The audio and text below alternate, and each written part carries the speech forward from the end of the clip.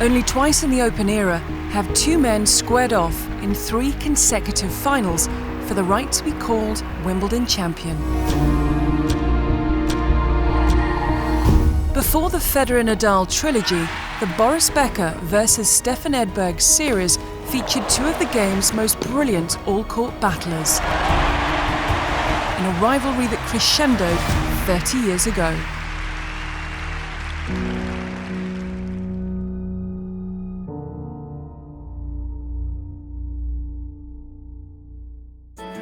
In 1985, armed with the serve that earned him the nickname Boom Boom and brute force in every stroke, 17-year-old Boris Becker became the youngest men's champion at Wimbledon.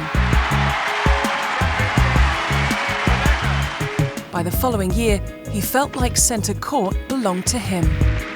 Especially for me on centre court, I always had a little bit more luck than my opponent on the centre court. I don't know why, but it just happened. And he was crowned champion once again.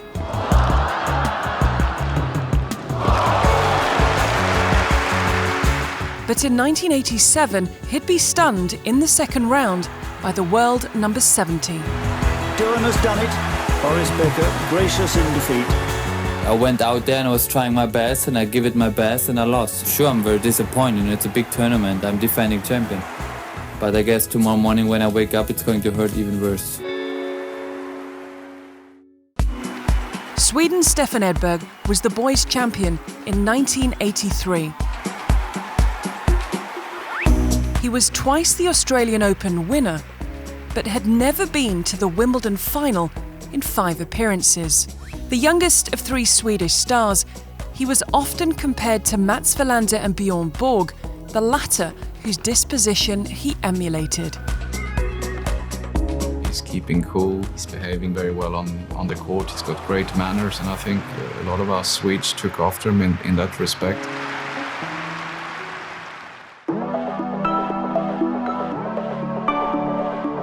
Rain pushed the 1988 final over 2 days. Boris was at the time my rival, who played many times beforehand. He'd actually won Wimbledon twice. Like he said many times, it was like playing in his living room, and to beat Boris at Wimbledon, especially in a final, you had to play some great tennis. Although he won the first set, an increasingly frustrated Becker and his big serve were being mastered by the precision and pinpoint accuracy of Edberg.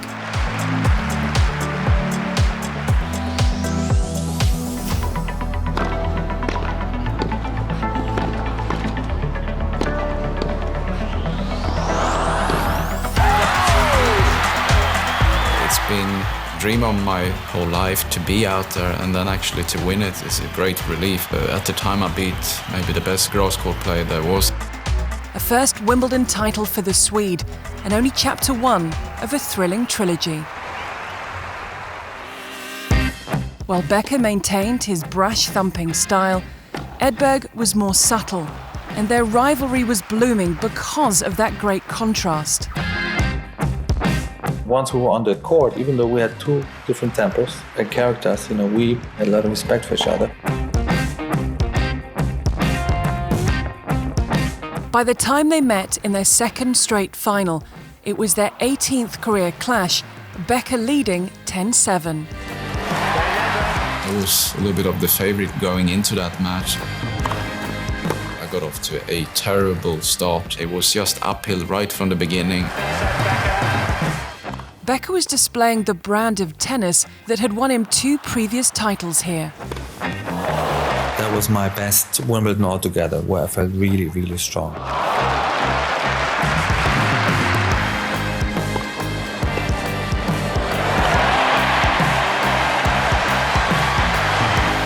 The third Wimbledon crown for Boris, and the perfect stage set for fireworks in 1990.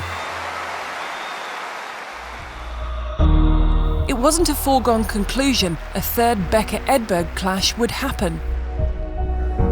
Edberg took out world number 1 Ivan Lendl in the semi-finals. Becker beat teenager Goran Ivanisevic, and the third chapter was set. What is the key to the match? Well, the key is definitely how Stefan Edberg serves. The better he serves, the better his game is. For Boris Becker, it's the return, the high backhand return that he is going to have to hit time after time again off of that big kick serve of Edberg. In less than an hour, Edberg had a 2-sets-to-love lead. I felt quite right in the beginning of the match. I felt really good. Here I'm way down in the final Wimbledon against my old enemy and friend, Stefan.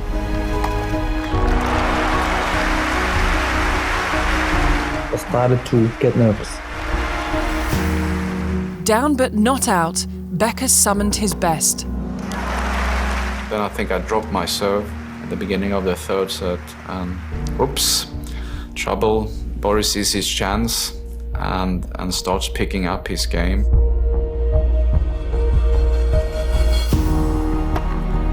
Winning sets 3 and 4, the German broke to lead 3-1 in the decider, but it wasn't over.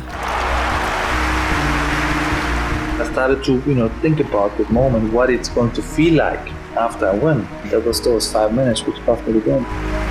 He made an easy mistake on a forehand volley, which really let me in the match again, and that's really where it changed.